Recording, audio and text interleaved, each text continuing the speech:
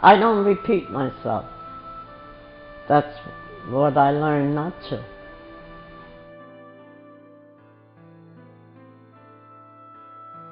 On January 8th of 2008, I filmed Teresa Caccaro, who is a senior that lives in my father's senior citizen building in the Bronx.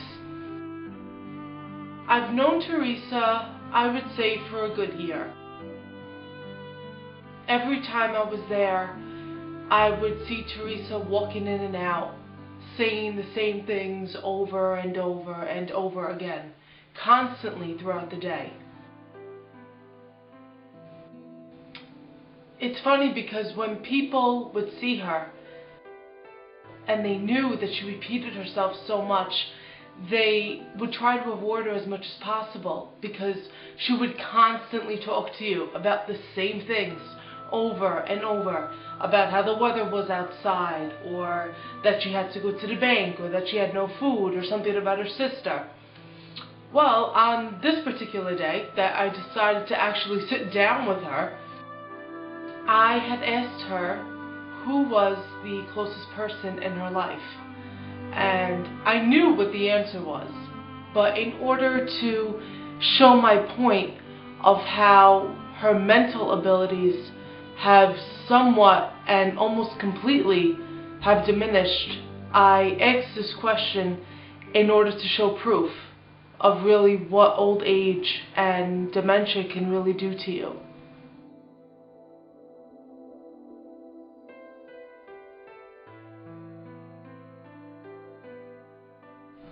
Who was the closest person in your life? Who? Who was the closest person My in your mother. life? Always. Until she passed away. Why your mother? Because my mother, it was my mother, and I loved my mother. Even though my mother was Italian, I understood Italian. She was good. My mother, God bless her, wherever she is. I took care of my mother, and my two sisters never bothered. I took care of my mother, nobody helped me. I lost my mother, that was it. My mother was good to me. I took care of my mother myself. My sister took her over her house once, and my mother couldn't walk. I took over. I took her to the beach. My mother was good.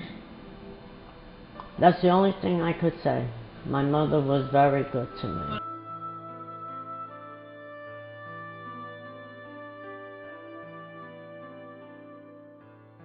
Now, after I went over this whole relationship with her mother that she had, Teresa had gone into talking repeatedly, of course, about how my grandmother, who also lives in the senior building, I guess maybe one day, from her account, told her to stop talking about her and her mother. Now, for another elderly person to realize that how much Teresa can actually repeat herself, you know that it has to be that bad.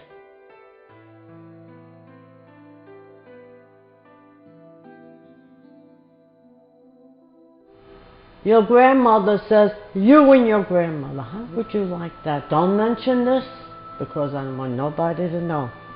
She said, you and your mother, how would you like that? It hurt, honey.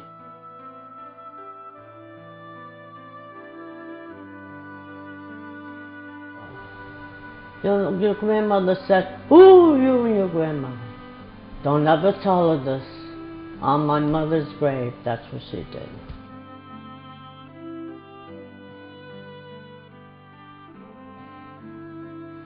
It was such a nice day in the summer. And I didn't say one word. She turned around and she said, you and your mother, how would you like that, honey? Your grandmother did this to me.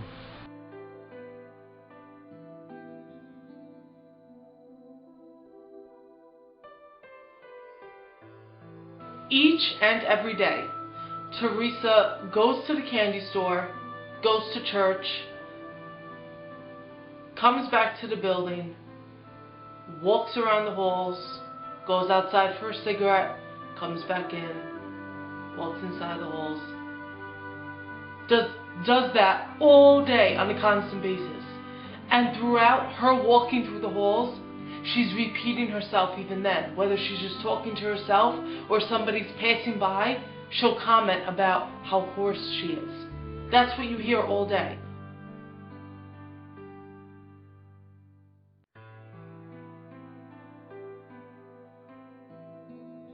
Well, I don't know, honey.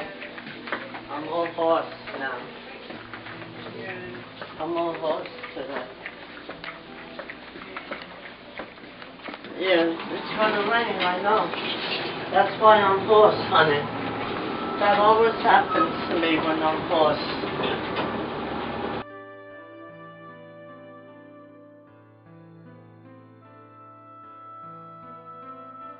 I always thought it was bad before I filmed her, but as I did film her, and after the fact, now that I've looked at everything,